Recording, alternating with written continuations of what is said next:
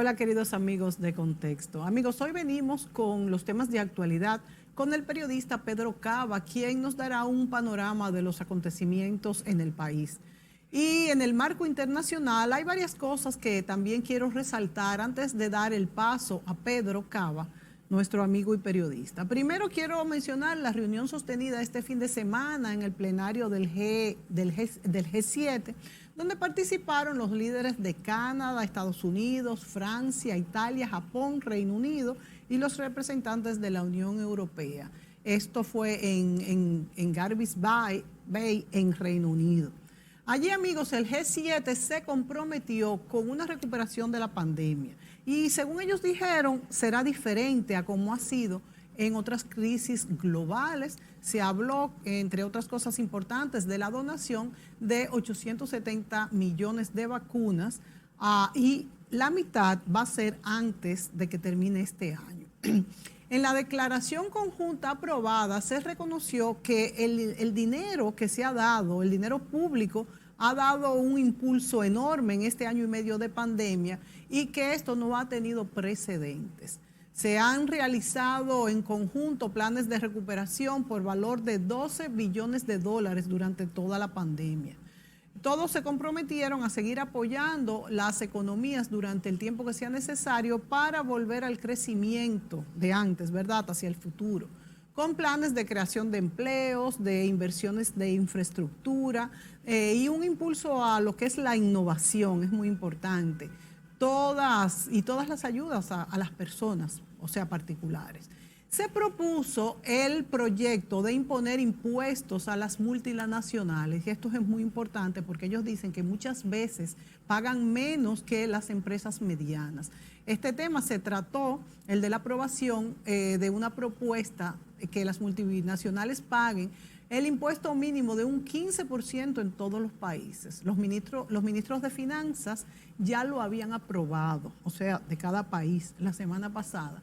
Y esto fue considerado en la cumbre este fin de semana y con esto además se pretende, por supuesto, incrementar las recaudaciones cargando a aquellos que más reciben beneficios. Recuerdo que algo parecido hablamos aquí, bueno, pero esto fue muy puntual, que propuso Chile recientemente, que fue el impuesto a los supermillonarios durante la pandemia para poder compensar las economías.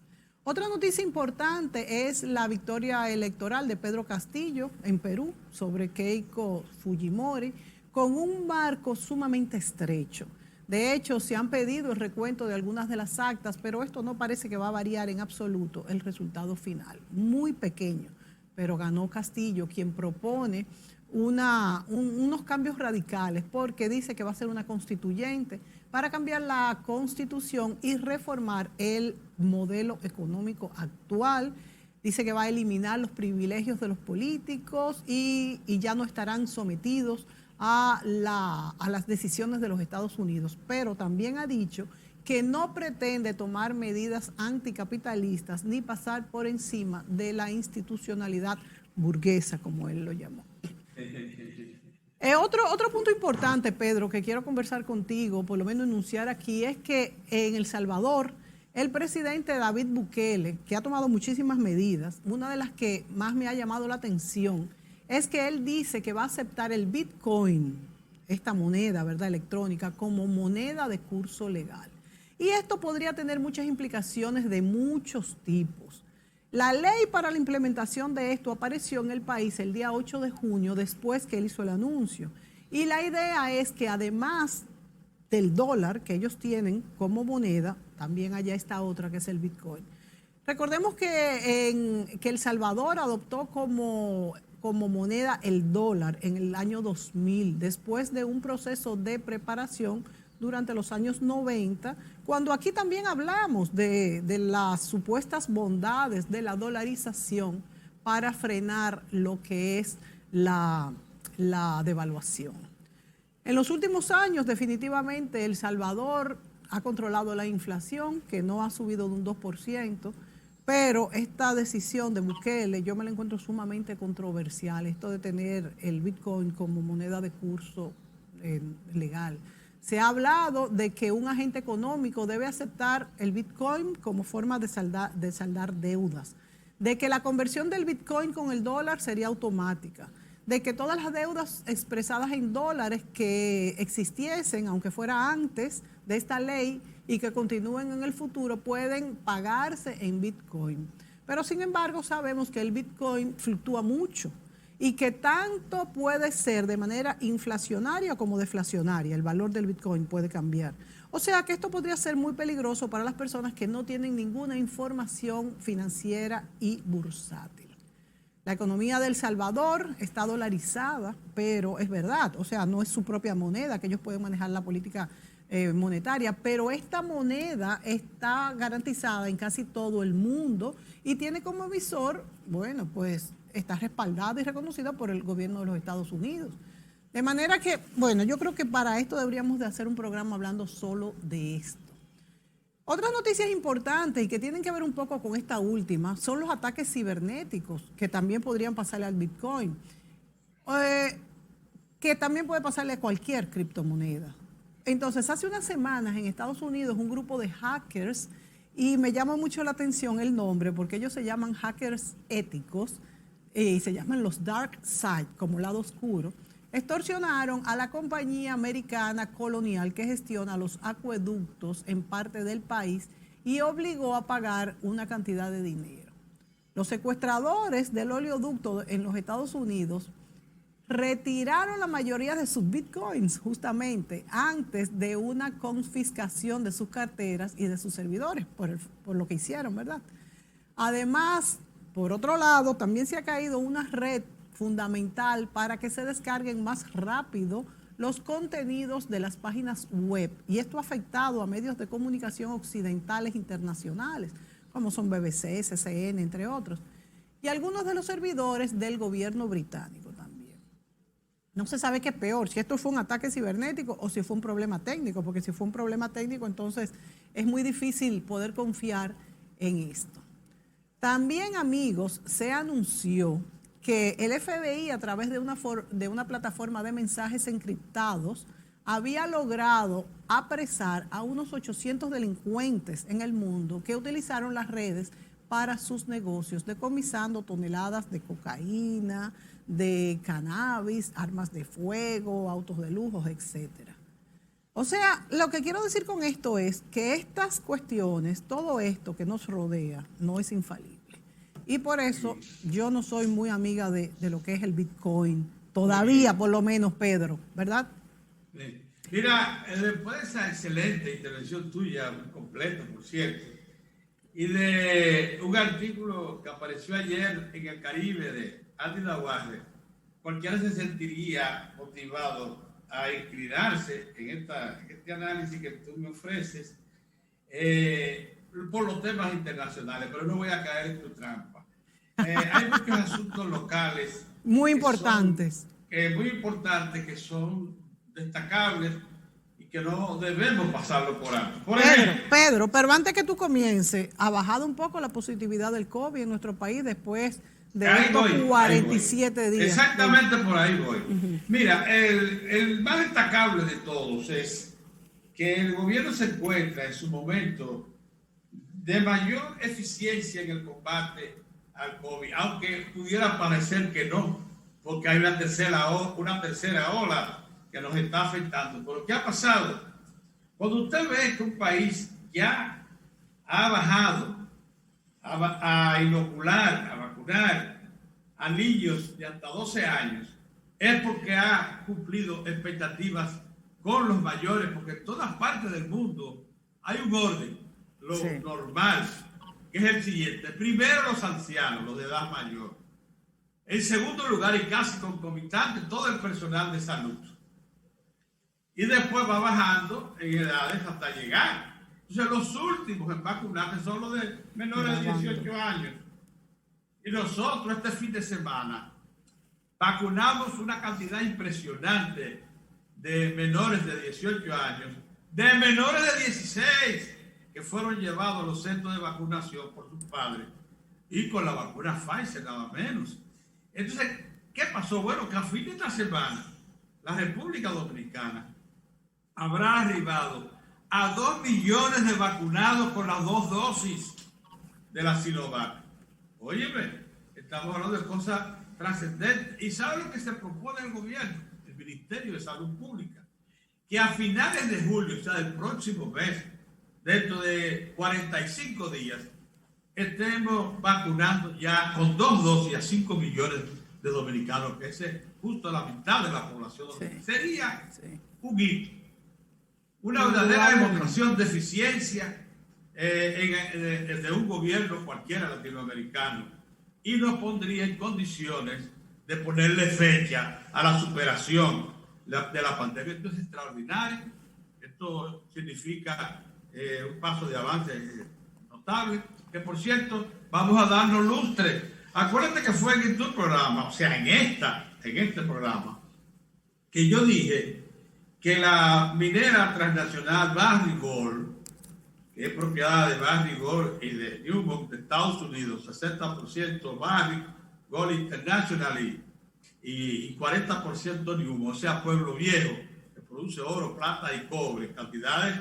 bueno, la quinta mina de oro más grande del mundo a cielo abierto, que ellos producían suficiente oxígeno para asistir a las autoridades cuando les haga falta, y que debía el gobierno inmediatamente ponerse en contacto con ellos. Bueno, nos oyeron. El gobierno le solicitó a Barrick que le permitiera acceder a su extraordinaria estructura de producción. Barrick produce 4.000 toneladas diarias de oxígeno, porque es la materia prima básica que ellos usan para introducir en las autoclaves, que son unos tanques gigantescos, donde el mineral sulfuroso se convierte en oxidado en 24 horas. O sea, a lo que la naturaleza le toma millones de años, en Barrick lo hacen en 24 horas, convertir sulfuros en óxidos.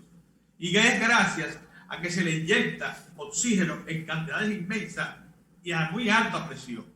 Entonces eso hace ese trabajo. Bueno, una planta que produce 4.000 toneladas diarias de oxígeno no le hizo ni regalarnos 80 toneladas de oxígeno.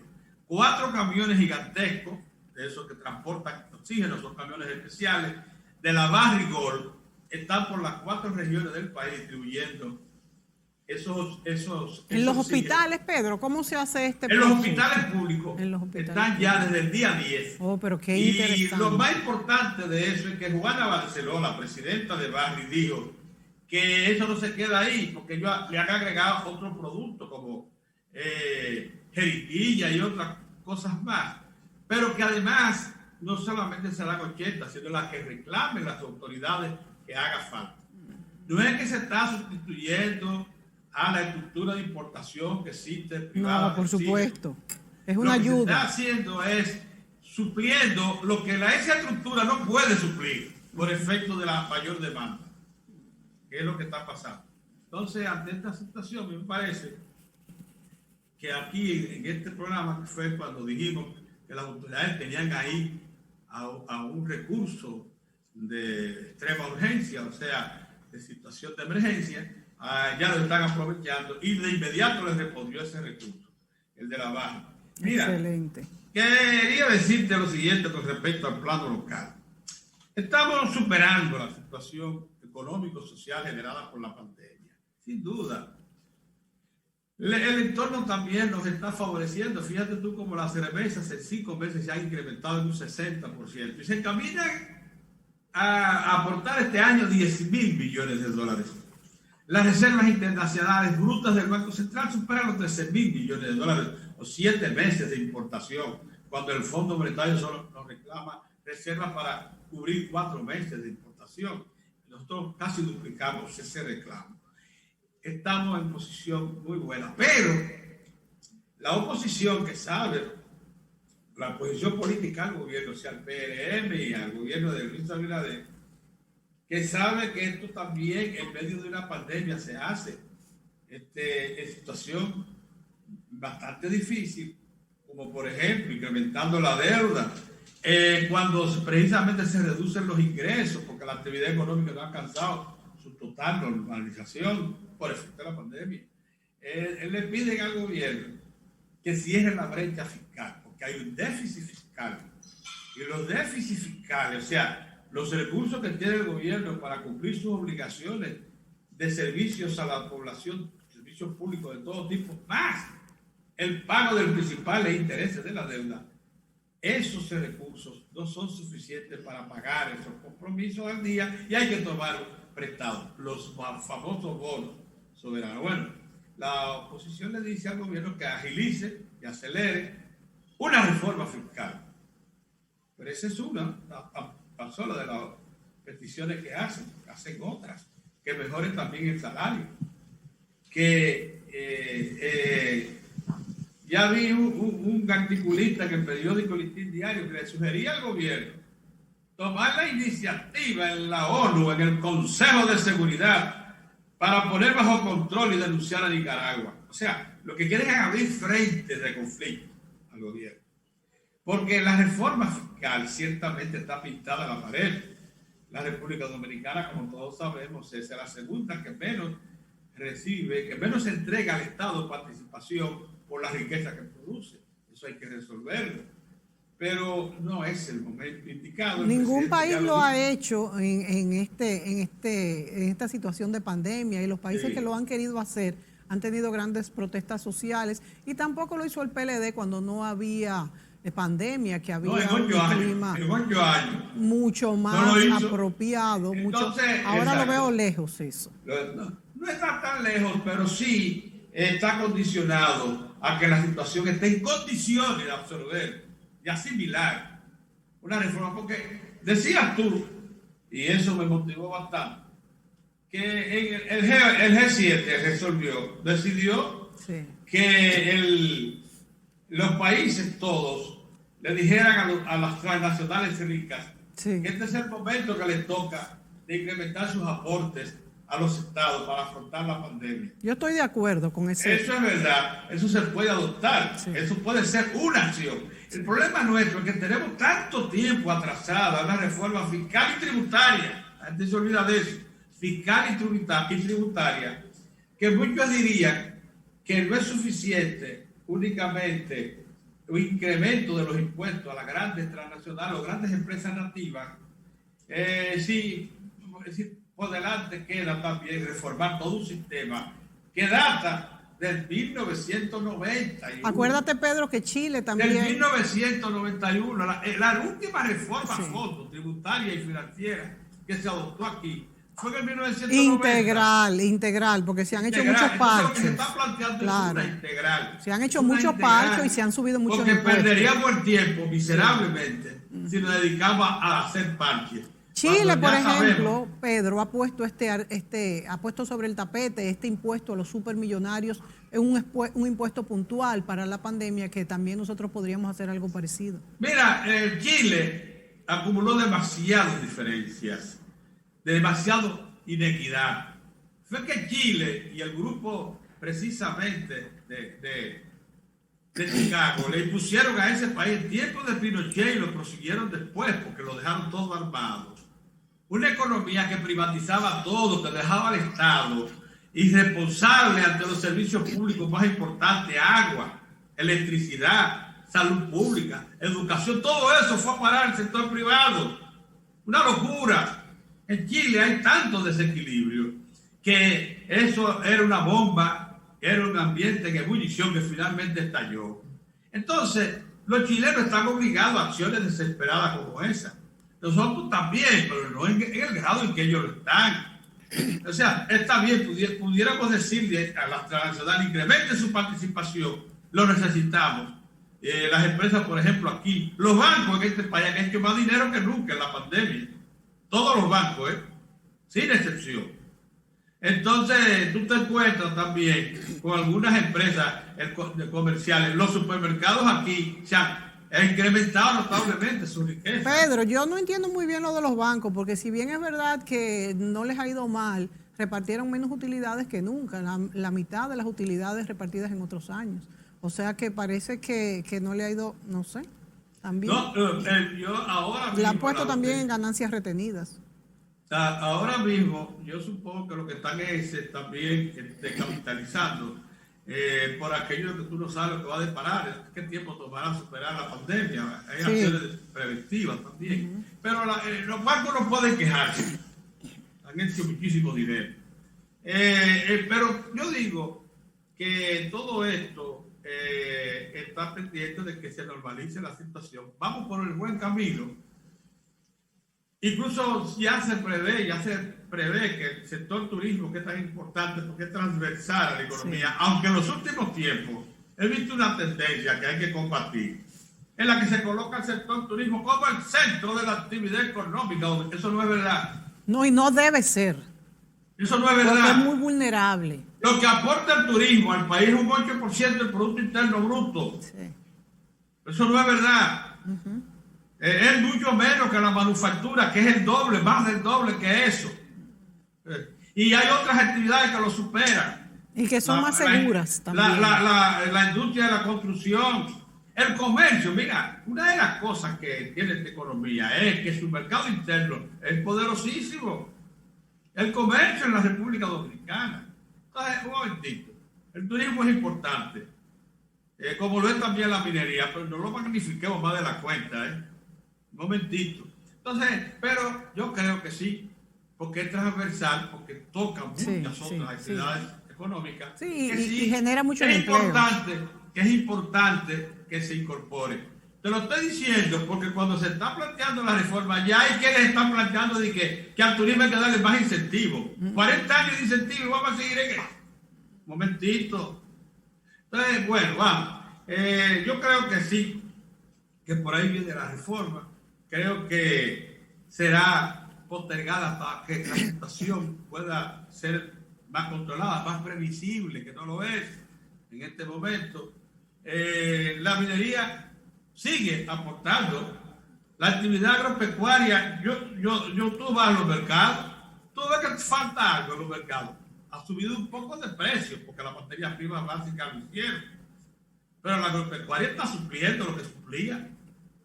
Sí, alimentos del campo y de la pecuaria. Sí, ya uno encuentra de todo de nuevo. Hubo un tiempo que sí hubo una gran crisis, pero un poco y más se han estabilizado, por lo menos no han seguido subiendo, aunque sí subieron. Bien. Vámonos a la pausa, Pedro, y volvemos. Quería decir, y en la pausa voy a hablar de eso, de cómo la economía en otros aspectos se está consolidando y diversificando. Vamos a hablar de eso, porque el país, ante todo, lo que importa es saber hacia dónde vamos y si tenemos perspectiva de afrontar este reto, de crecer, inmediatamente superemos la pandemia. Bueno, de hecho, estamos punteros entre los países de Latinoamérica con la recuperación, pero volvemos inmediato con Pedro Cava. Sí.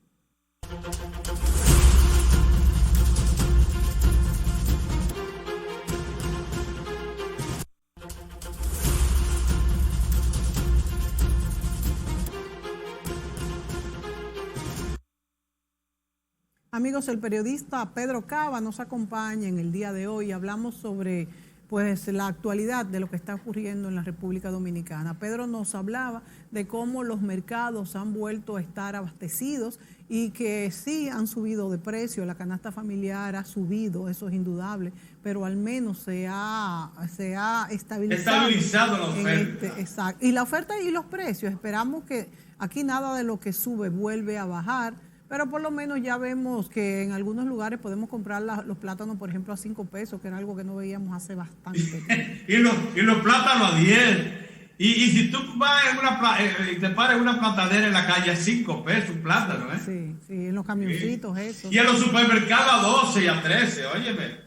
Estamos hablando de otra cosa. Yo la verdad que estoy loca por meterme en uno de esos mercados, a ver si consigo esos precios así, pero no me da el tiempo. Y he visto arroz en una tanque grandísimo en el supermercado nacional a 18 y a 20 pesos, la libra. Valga la cuña. Bien, mire una cosa, yo inicié el conversatorio en el primer segmento hablando de las trampas que la oposición le quisiera que cayera el gobierno, lógicamente para debilitarlo, y algunos de ellos con mala intención, desestabilizarlo. Y habla de que hay que cerrar la brecha fiscal y adoptar una reforma fiscal y monetaria cuanto antes. Así te planteas, ¿tú sabes lo que te dije? Ya te hablé de uno que sugirió que el Consejo de Seguridad de las Naciones Unidas fuera convocada por República Dominicana para denunciar a Nicaragua. Pero pues ya hizo lo suficiente.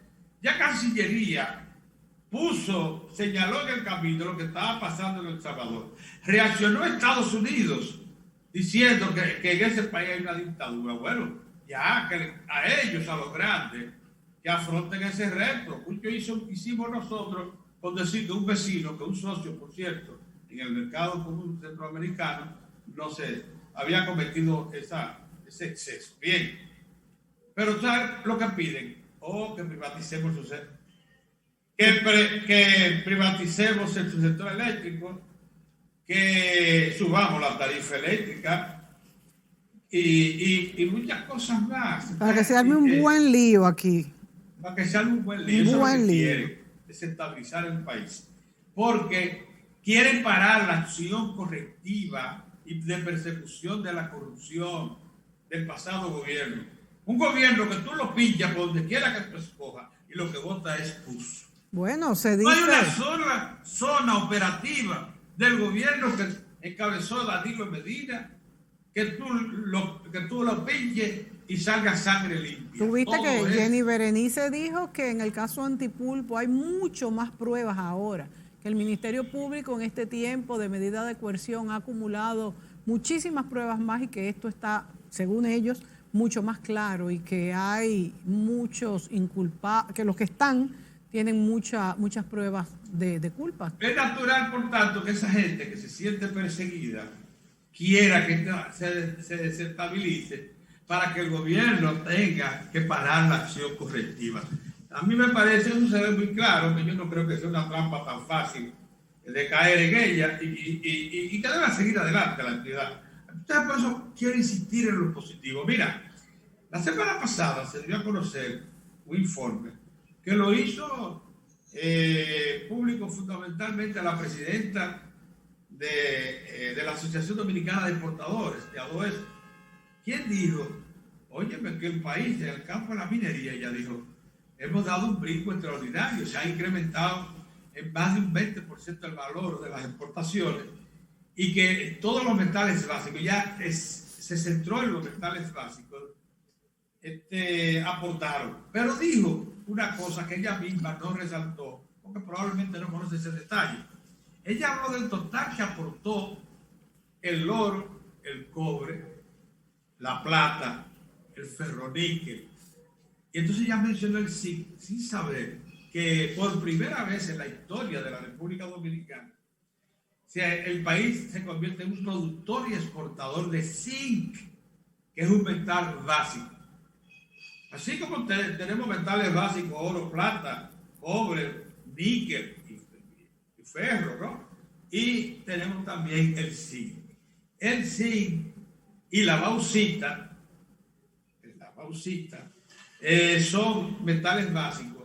Y cuando tú te das cuenta que ese zinc se está extrayendo en compañía minera dominicana, Cerro Maimón, por una empresa transnacional que se llama Meridia, que por cierto es propiedad de la República Popular China, se está trayendo de forma subterránea, que ya Corvidón, como se llama la empresa minera dominicana, Corporación Minera Dominicana, está explotando minería subterránea, que apenas lo sienten ya en Maimón, porque ya no hay explosiones de dinamita. Ya se están penetrando a 250 metros por debajo de la tierra y con excavadora y hay ocasiones también con dinamita, pero no se oye porque no es en superficie. Se desmonta el material, se mete en unos carros y se saca a procesar afuera. En una mina excepcionalmente libre de afectación al ambiente. ¿Por qué?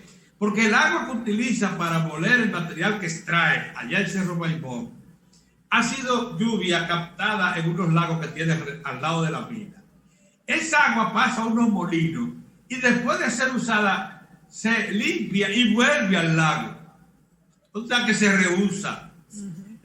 Allí no se está extrayendo Entonces ahora cobre, que es su principal producto, zinc, oro y plata en menor cantidad, porque Cerro Maimón exportó también ya 1,000 y pico onzas de oro y 3,000 y pico onzas de plata. Tienen también su extractora de oro y plata, porque es un material esencialmente sulfuroso el que hay allí, pero porque está en cobre, pero es muy rico, 4% de cobre, uno de los yacimientos más ricos del mundo de cobre, es el que se explota. Bien, lo que quiero decir, fundamentalmente, se incorporó el zinc. Nosotros somos 48,000 kilómetros cuadrados, probablemente la nación más rica y diversa minera del mundo, en relación al tamaño. Tanto, Pedro. En relación al tamaño. Sí. Es que somos 48,000 Sí, kilómetros. somos pequeños. Solo en las Maldivas y por allá, por el Asia, en unas islas que hay por ahí también pequeñas, se concentra tanta riqueza mineral metálica y tan diversa. Es que Pueblo Viejo está entre las primeras 5 más grandes del mundo a cielo abierto. Pero cuando tú estás hablando del mundo, tú estás hablando de Canadá, de Australia, de Sudáfrica, de Estados Unidos. Son países con 20 millones de kilómetros cuadrados, 18 millones, 12 millones de kilómetros. Nosotros tenemos 48,000. Y estamos en el mapa minero mundial. Entonces tú dices, pero ven acá, bueno, ¿quién como nosotros tiene esa parte? Nosotros somos quinto mayor productor de oro del mundo, séptimo octavo mayor productor de níquel del mundo. Eso es lo que somos, ¿eh? Bastante, la verdad, con el tamaño que tenemos, como tú dices. Por el tamaño, pues tú lo puedes poner por tamaño, Rico. Entonces, somos una gran nación minera. Lo único que no queremos hacer conciencia, porque han aparecido unos fundamentalistas del ambiente que quieren demeritar eso. Y hemos tenido la suerte de que cuando ellos desarrollan un papel más activo, o sea, los fundamentalistas, los enemigos de la minería que han sido siempre tradicionales, ya el país está dando un brinco en 2 direcciones. Primero, poner en práctica la minería sustentable, que es la minería subterránea, la que no desmonta en superficie, sino que penetra y lo que extrae lo muele, y como en el caso de Cerro Maimón, sin usar agua de río. Pedro, ¿y por qué? ¿Por qué Puerto Rico ha prohibido la minería? Esa gente... Porque es muy pequeño y Puerto Rico no puede darse el lujo. Puerto Rico cabe en la provincia de Altagracia. Puerto Rico cabe en una sección de la región este del país y sobra tierra. Entonces, tiene también su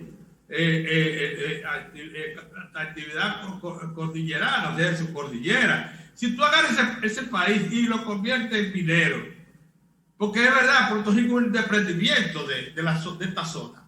Por eso tiene también oro, plata, sí, pero en pequeñas cantidades por su tamaño. Pero tú no puedes realizar una actividad minera y concentrarla en Villa Altagracia, hacer muchísimas cosas. Eso es Villa Altagracia. Esa es la provincia Altagracia. Ahí, perdón, Higüey. Ahí en ese tamaño cabe en Puerto Rico. Pero por razones obvias se dijo no, sacrifiquemos eso y hagamos otras actividades que ocupen gente y produzcan riqueza, pero no desmontemos los pocos de riqueza natural que tenemos. Porque es una cosa, la minería, si es a cielo abierto, te abre la tronera y te coloca equipos masivos de carga y cosas y de procesamiento. Tú vas a Cerro Maimón y te das cuenta que ya por ejemplo, se desmontó lo que había, que era un yacimiento muy concentrado. Pero lo menos que tú imaginas que debajo de eso, porque ya no hay actividad en la superficie, debajo de eso la actividad sigue. Pero no se extendió más allá de ese cero. ¿La cogiste? Sí, sí. Se metió allá abajo a 250 metros, 300 metros de profundidad en la tierra y no se ve, pero de ahí hay 2 túneles que tú ves un movimiento constante. Esos trabajos subterráneos, Pedro, además de esos trabajos subterráneos que tiene muchas ventajas porque, como tú dices, por la contaminación y demás, pero ¿qué problemas pudieran traernos a nivel de derrumbes u otras cosas? Adiós, a 250 metros, tú puedes hacer, no una tronera como esa de un túnel. Sí, porque hay demasiado en el medio. Una casa, un edificio ahí adentro, porque está tan profunda que no tiene ningún problema eso. ¿Por qué tú crees que el metro pasa por la capital y no hay derrumbe? Sí. Y está a unos cuantos decenas de metros al fondo. Y en un túnel muy parecido al que está allá en Cerro Maimón y el que se va a hacer en San Juan de la Maguana, porque se va a imponer la realidad. Que allá en San Juan de la Maguana se localizó un yacimiento de oro. Y que se sugiere que sea subterránea. Se va a hacer porque aunque está a 500 metros del río San Juan, el agua que se va a usar en lluvia no se va a afectar el río San Juan. Eso va a pasar. Tú vas a ver que la nacionalidad se va a imponer. Pero ocurre que al iniciar esta explotación en Cerro Maimón y producir zinc, estamos señalando el camino de por dónde ir. ¿Cómo? Y aquí sí quiero hacerte un reconocimiento al sector privado local, cómo está señalando ahora mismo Gejaina con ese extraordinario proyecto de desarrollo de energía renovable que ha montado en San Cristóbal, un proyecto solar de 120 megavatios, unos paneles solares gigantescos, algunos de ellos montados en pilotes, para tener allí una capacidad de generación de 120 megavatios. ¿Esto comenzó o cuándo comienza, Pedro? No, se inauguró ya la semana pasada. Pero ya está produciendo, me refiero, ya está dando... Son 120 megavatios. Mira lo que pasó. Eso lo hemos dicho aquí. Esos 120 megavatios no van a estar disponibles de inmediato. Sí. Ya están todos los paneles, ya está la estructura. ¿Por qué? Porque la energía renovable todavía no puede tirar a línea todo lo que produce en un campo, todo lo que generan sus abanicos, como le digo yo a los gigantescas los eólicos, zampas, si los molinos de viento son grandísimos, ni los paneles solares. Ninguno de ellos puede suplir energía constante con un mismo voltaje, misma cantidad al sistema troncal, que es el que la distribuye por todo el país. Ellos solo pueden aportar una parte de esa energía, entre un 15 a un 18%. ¿Cuándo va a acontecer eso? Por eso te digo que Gejaina está señalando el camino. Y AES también, y todo lo que están desarrollando de energía renovable, están señalando el camino para el futuro. Porque de aquí al 2030 se prevé que las empresas energéticas del mundo desarrollen baterías o acumuladores, como le dicen, que sean capaces de tomar toda la energía renovable que producen los campos renovables, sean estos hidroeléctricos, sean estos solares, sean estos eólicos, sean estos de biomasa, que también hay mucha energía, meterla en esas nuevas estructuras de acumuladores y sacarla con una potencia estable sin pérdida. Pero esto todavía no existe en el mundo. Esa batería no existe. ¿No? En el mundo, porque yo sé que aquí no hay. Esa tecnología no existe en ninguna parte del mundo. O sea que la energía renovable, hablamos de eólica, solar... Solo un 20% se puede usar. Solo se puede usar mientras esté el sol, mientras esté el viento, y por eso es tan inestable, y también lo que sería el voltaje. O sea, mira, que en el mundo no existe esta tecnología de acumulación. Todavía no. Porque es muy cara todavía los elementos que pudieran aplicarse para construir ese tipo de batería. Sí. Ese tipo de acumulador. Porque oye, lo que pasa es que un sistema eléctrico es muy sensible a las variaciones de voltaje y a los sube y baja también de la oferta. Tú sabes muy bien que esos blackouts, o sea, esos apagones nacionales se producen cuando una de las plantas del sistema, que tenga un tamaño más o menos considerable, sale de improviso, sí, sin programación, y entonces causa una caída en cadena del resto de las centrales, y por eso se producen los apagones. Por eso habría que crear un sistema mediante el cual lo que suplan los campos de energía renovable sea constante y predecible en cantidad, y que sean también, no tenemos, con ese campo eólico que se instaló, superamos los 500 megavatios de energía renovable, pero de eso tú no más puedes tener en línea 120, 100. Nosotros tenemos presas hidroeléctricas que superan los 450 megavatios de capacidad instalada. ¿Y cuánto tú puedes usar ni siquiera en este momento de agua? De noche. Primero, no solo se pueden usar de 6 a 12 de la noche, porque tú no puedes turbinar agua de día, porque se va a ir y no se va a usar en otras cosas. Aquí el agua de embalsada se usa para riego, para agua potable, y para producir energía. Entonces tú, si produces energía, que es la que más dinero da, sacrificas el agua potable y el riego. Eso no se puede. El agua es muy valiosa, mucho más ahora que ya los organismos internacionales, Naciones Unidas, el mundo entero, ha descubierto que el bien más valioso que tiene la humanidad es el agua. Sí. Ni siquiera la minería tiene el valor que tiene el agua ya. Entonces, en esa circunstancia, yo creo que fue muy importante que este campo se construyera por parte de Eje Jaina, que por cierto es propiedad de un 67% del Estado Dominicano, y el resto de la familia Vicini.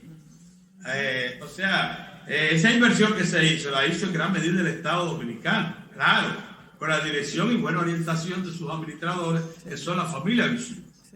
Para que pongamos las cosas en su lugar, tú sabes. Pedro, y hablando de minería, de recursos, de agua, ahora con todas estas inversiones en el mundo, que bueno, digo todas estas, me refiero a unas entre 5 y 10 compañías del mundo que están invirtiendo en el espacio, en viajes turísticos, espaciales, en saber lo que hay, exploración e incluso toma de muestras. Se dice que el espacio está lleno de minerales y que por eso nuestros recursos nunca se acabarán, porque ya inclusive hemos visto que Jeff Bezos va a ir al espacio en un viaje con un amigo y una tercera persona, que se está subastando este asiento creo que son en 2.6 millones de dólares, este paseo de unos 20 minutos, creo que es que van a salir de la atmósfera y van a poder ver hacia atrás. Sí, pero eso es un albur. Sí. Acuérdate que eso es un albur. No, eso serán nuestros nietos. ¿Tú sabes qué importa? Que ayer la República Dominicana celebró en el Palacio Nacional, ¿no?, el día de búsqueda de un acuerdo de todos los sectores importantes para un pacto para el uso del agua que nos conduzca desde el 2021 al 2036. Eso y muy que cierto. Proyecte una inversión de 8.800 millones de dólares para desarrollar proyectos grandes que aprovechen el agua en el mejor sentido. ¿Cuáles son esos proyectos? El coordinador de ese grupo, te invito a que un día lo invites, Gilberto Reynoso, ingeniero hidráulico, uno de los hombres más capaces que tiene este país, es el coordinador de ese grupo. Gilberto dice que, por ejemplo, ya un canal de riego no puede ser un canal abierto, tiene que ser entubado, para que no solamente los humanos no puedan penetrarlo, sino también para que no lo pinchen. Claro. Y para que el sol no consuma buena parte del agua, el calor del sol. O sea, y hablan de otro concepto de obra hidráulica, mucho más moderna. Ya, dice él, ya no se puede hacer el riego invasivo, ya tiene que ser por goteo. Ya el arroz no puede ser por inundación. Dice ese señor que ha hecho cursos de hidráulica y de riego en todos los países importantes de la región occidental del mundo. O sea, ese señor, que tú lo ves tan sencillo, no sabe que es una autoridad. Y a ese fue que nombró el presidente Abinader, coordinador del del comité, del gabinete del agua. Entonces, cuando un país está en ese propósito, entonces parece apuntando por la vía correcta. El presidente Abinader se refirió al tema del agua desde el principio, desde su campaña, y sí, parece que le está dando la importancia que merece. Y puso al lado suyo a gente que sabe de eso, como a Gilberto. Ahí está el asunto, porque usted no puede hacerlo todo. Claro. Entonces, designar. Ahí. Y lo que va a salir de ahí, usted puede estar segura que es una decisión de calidad, sustentable, ejecutable, práctica. Y además, no manipulada, porque Gilberto no es ese tipo de hombre que manipula proyectos. Uno de los problemas que ha pasado en el país, y aquí lo voy a decir con responsabilidad, porque acuérdense que yo tengo 56 años de ejercicio de periodismo. La mayoría de ese ejercicio ligado a sectores básicos de la economía, como la agropecuaria y la minería. Mira, la mayor parte de las presas que se han diseñado aquí están comisionadas. Son funcionarios que querían cogieron los sitios, facilitaron empresas, renegociaron contratos para coger dinero. Aquí hay presas que no tienen sentido en el momento que se hicieron y el lugar. Pero eso es muy grave, Pedro. O sea que fue por una comisión. En eso, porque eso sería una de las denuncias más graves que usted puede imaginar. Aquí, a excepción de Tavera y Valdesia, que fueron proyectos que no se lo pudieron manipular a ese viejo que se llama Joaquín Balaguer, que ese era un león. Que se las sabía todas. Se las sabía todas. A partir de ahí, ponen una interrogante todo lo que se hizo. Oye, que te lo dice un reportero que parece saber de muchas cosas en este país. A partir de Tavera y del complejo Valdesia, todo lo que se hizo después, ponlo en una interrogante. Porque hay muchas de esas cosas que no tenían la prioridad, para además que se sobrediseñaron para sacar una comisión. Para que la comisión fuera más alta. ¿La cogiste? Eso es terrible, porque eso es sangrar la tierra, nuestra tierra. Pero ahora, sin embargo, ya esas cosas no pueden sorprender fácilmente, a mucho menos a un presidente economista como Luis Abinader. No, y con la sociedad vigilante. Y con la sociedad observando, y como crítico como yo, sin pelos en la lengua. Claro, no. Puede decir cosas. No podemos perdernos en eso. Hay que estar vigilantes, porque incluso a los presidentes, si no lo hacen adrede, como algunos sí lo han hecho, pero también le pueden meter gato por liebre. Por eso todos tenemos que estar vigilantes. Así fue. Tú no sabes, para ponerte un ejemplo de lo que pasó, tú no sabes que Atillo no tuvo generador por más de 30 años, cuando se sabía que ella iba a ser rebosada por el Yuna, que tiene tanta carga de agua. Y allí se desaprovechó montar 2 generadores de 8 megavatios en una presa como Atillo. No diseñarla y montarla en su tiempo era criminoso. ¿Y por qué no se hizo? Porque no era prioridad de las autoridades del INDRI y de otras instituciones. Porque esa no era su prioridad. ¿Cuánto generan esos generadores? Pero Sabaneta no tuvo generador hasta hace unos años. La presa de Sabaneta. Es un descuido total. Aquí han pasado cosas graves, como 2 o 3 presas que están construidas que no suplen nada. ¿Cómo es posible que aquí se hicieran 2 presas, Higüey y Aguacate, donde tú montaras generadores de 250 megavatios en total, y de eso no se ha sacado ni el 30%? Y hay una de ellas que está inactiva y llena de lodo. Wow. Pélame ese plátano. Wow. ¿Y cuál es la que está inactiva y llena de lodo? Aguacate. Aguacate con 150 megavatios instalados. Hay una que se llama Pinalito, que es un asalto a mano armada. Sinceramente, hay mucha gente, amiga mía, involucrada. Lo que te estoy mencionando involucra gente que yo conozco. Sin embargo, se habla de que nosotros tenemos que construir muchas presas más, Pedro. Pero no es así. Con esto que son tú me algunas dices, y escogidas. Me da mucho miedo, porque son inversiones. ¿Por qué? Porque el país no puede llevarse de eso que te dije, de esos buscavidas, que sugerían todo tipo de obras para coger comisión. No, Aquí hay que estudiar cada paso que se dé. Imagínate Y la por comisión eso de es una tan presa. importante que Gilberto Reynoso esté al frente de este comité. Porque ese sí no juega. Ese sí te dice con responsabilidad que oye, ¿cuál es el diagnóstico de Gilberto? Que el 80% del agua embalsada en el país y que se utiliza en el sistema de riego va a parar sin uso al mar. Oye, que pasa por los canales y no se le saca provecho. Dice, es un desperdicio lo que se ha hecho aquí, históricamente. Óigame, está hablando de cosas graves. Pedro, y después de las declaraciones del regidor que dijo que los políticos, que es natural que se busquen su peso, eso a mí sí me preocupó, y no porque es verdad que él hizo mal de decirlo, pero en un porcentaje alto de la población es cierto.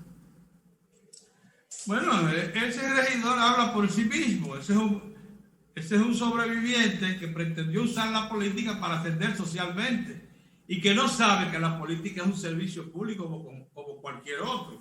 Pero hay muchos que se les olvida esa parte. Y el esa pensamiento parte de ese regidor, que se ha entendido en América Latina, por cierto, exacto, es lo que ha traído como consecuencia que los partidos políticos tradicionales hayan perdido afecto y aceptación de la población. Exactamente. A ese regidor, la sociedad dominicana debiera castigarlo y sacarlo de toda representación social y política.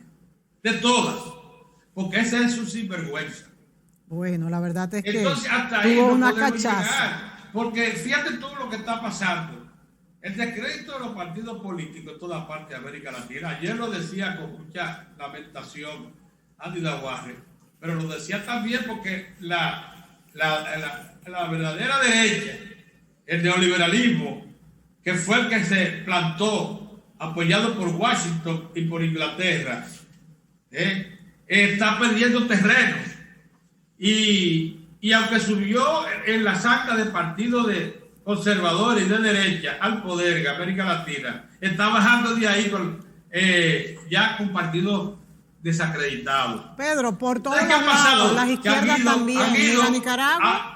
Han ido recién surgidos, como el Bukele de El Salvador, que parece un fanático de béisbol, él usa una gorra y se la pone al revés y hace una rueda de prensa. Es que él está privando el moderno. Ya lo ha visto presidente más informal e irrespetuoso que es. Sí, él priva en moderno. Tú te encuentras con este joven profesor de primaria en Perú, que es electo presidente, a Dios que nos coja confesado, tú sabes, pero ojalá sea un hombre.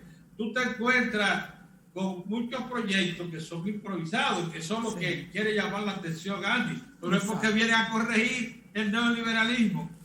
Tú tienes razón, pero fíjate, Pedro, tú has dicho que como que los de izquierda son mejores. No son mejores, son iguales. Mira el caso de Nicaragua, que esta gente bajaron a Somoza. Yo lo que digo es que no han tenido oportunidad de demostrarlo. Que no han tenido, pero de sobra han tenido. No, mira, adiós, pero... Venezuela, Nicaragua. No, espérate. Venezuela es el caso excepcional. Y Nicaragua son dos casos excepcionales. Acuérdate que Cosa inventó con un nuevo socialismo. Nos dicen que nos vamos, pero ese programa tenemos que hacerlo. Socialismo, y que lo invitó Ortega. Los dos han demostrado que son ineficientes. Muy ineficientes. Y dictadores. Lula y Delva en Brasil. Lula recuperó a Brasil y lo convirtió en una gran potencia. Tú no puedes decir que el presidente de Ecuador fuera un fracaso. Ese hombre puso a Ecuador en la ruta. Sí, pero es verdad, eso es cierto. Pero ha habido tantos casos de corrupción como en la derecha. Por el campesinado de izquierda en Ecuador para alcanzar el poder de nuevo. Porque falló, fue él el responsable pero todavía Ecuador está marcado por su paso de poder. Tú no puedes decir lo mismo de Evo Morales. Eso no es verdad. No, pero Evo recuperó la dignidad. Se nos acabó el tiempo. Eso es cierto. Coincido con Pedro, pero ha habido también muchísimos casos de corrupción. Los casos que tú mencionas son visibles. El caso venezolano es un desastre. Pero el desastre. Lo que sí estoy muy de acuerdo, que estos desastres. El caso de Nicaragua es un intento, un dictador suelo barato, sin ninguna Barato, categoría. pero eso, lo que sí, para terminar, Sí. porque los muchachos nos van a cortar en el aire, lo que sí estoy de acuerdo es que estos han sido respuestas a gobiernos de derecha dictatoriales y entonces lo que ha salido es un tollo. O sea que si la derecha la hubiera derecha ha resultado... fracasado también, porque eso se por fue eso. al otro extremo Exacto. y lo que se han puesto es al servicio de los ricos nada más. Exacto, entonces los extremos no funcionan, hay que estar en el centro. Pedro, muchísimas gracias por tus análisis como siempre. Amigos, a ustedes, gracias por sintonizarnos. Hasta la próxima.